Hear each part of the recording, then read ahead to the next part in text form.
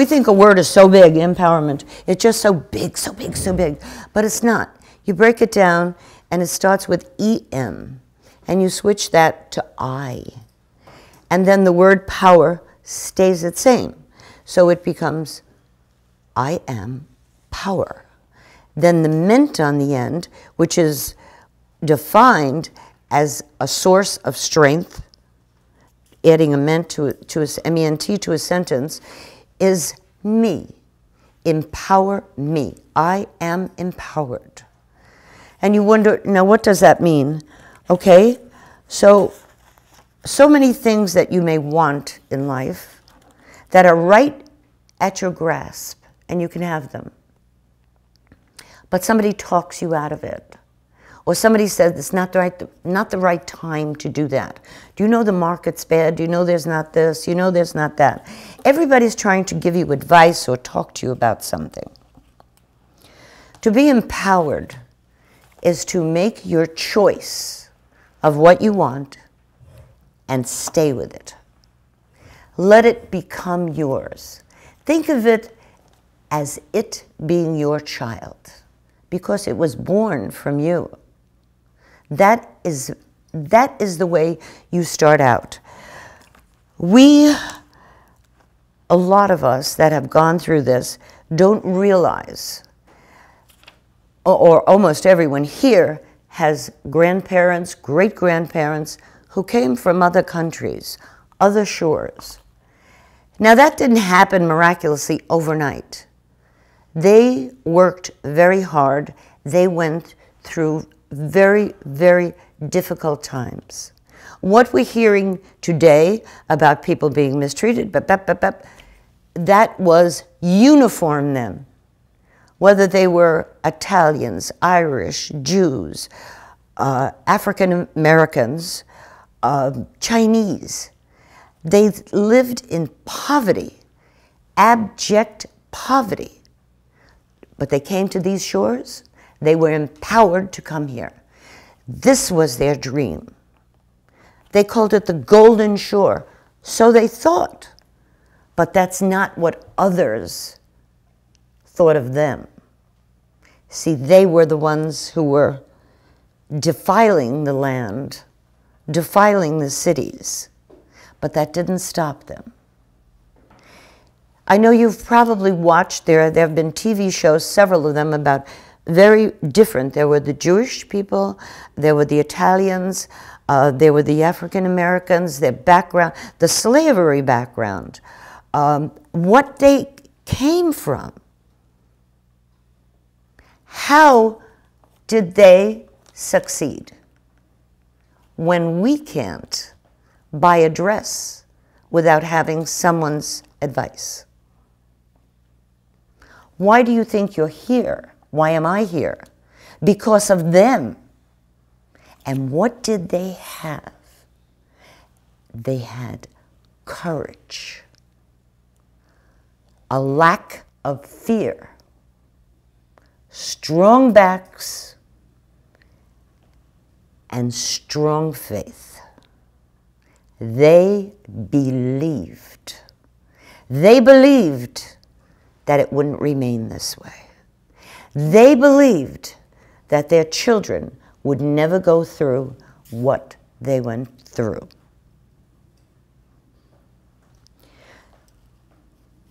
So how did they do this? When we speak about discipline, we're talking to ourselves, I'm saying to you, you're saying to me, okay, we have to discipline, we have to get up, we have to run every morning, we have to walk, we have to go to the gym. That's very difficult discipline, isn't it? It's not. It's not. It's the foo-foo, it's the froth, it's everything else. It's not the down into your body discipline where you say to yourself, I'm changing my mind, I'm changing my job. You may even say, I'm changing my husband or my wife. That's not always a joke. Sometimes it has to be done to save your children, to save yourself, to save the other person. So we don't look down on anybody because of any decisions they've previously made. I'm not talking about the decision to go running or to the gym or do yoga or get a facial or anything like that. I'm talking about the inside decision. How do you tell your child you don't have enough money to send them to college? Years ago, they had to work their way through college. Oh yes, turn your back and say no? Well, it's not like years ago. Yes, it is. If you didn't work your way today, if you don't work your way today with sports, you must do it with academics. Power. And what are you giving them? Power. I graduated from, I'm not talking about myself. I didn't. I went to St. John. But they walk around and say, I graduated from Harvard. How did you get into Harvard? Well, my father knows somebody who knows somebody who knows somebody. That's not it. That's not the way. It's the young man who says, I graduated from City College and becomes governor of New York or becomes president of a company because he worked his way through. And that's what we have to do. We have to get the idea in our heads and believe it's our child. We're actually giving birth to our careers, whatever they may be. The problem that, and I said this morning, we ask for too much advice. What do you think? Can I do that? Do you think that'll be better? That's not right. That's not right to do that. After you've made the decision, it's made. Tough. They like it? Yes. They don't like it? Too bad. You know, you can't stay with them. You can't stay. Their life cannot be your life. What they choose for you a lot of times is because of things they've had in their past, that they were hurt. Get a steady job. Go to work all the time. Now, you know I speak about Frank Sinatra, but it's true.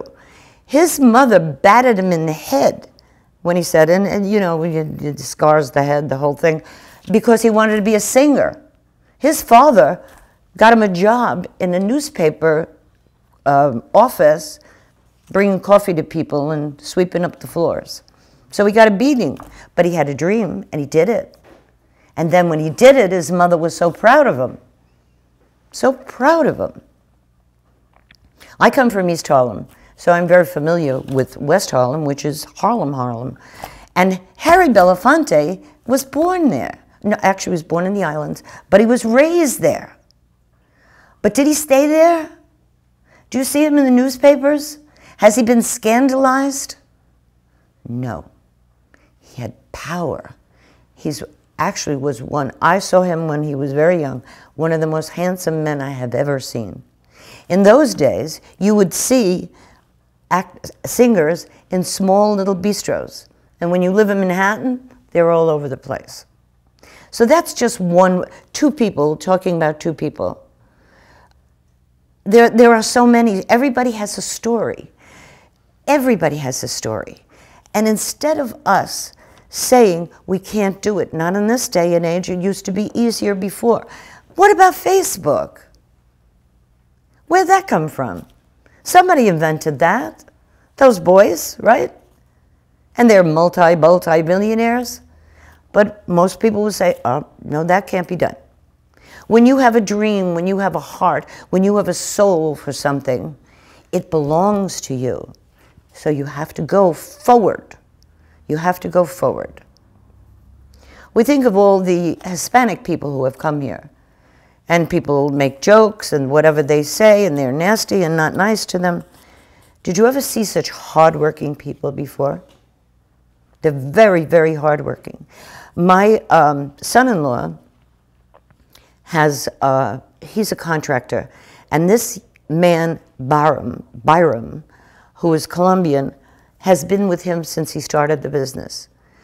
This man has raised 3 children alone.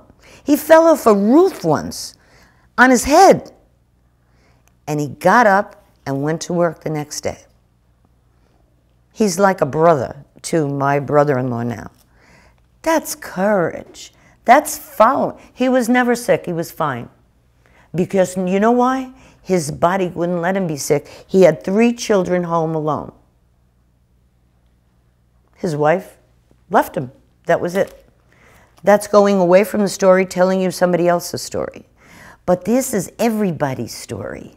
This is everybody's story. This is the story to give you the courage to get out there and write that book, to paint that picture, to walk across country, if that's your dream.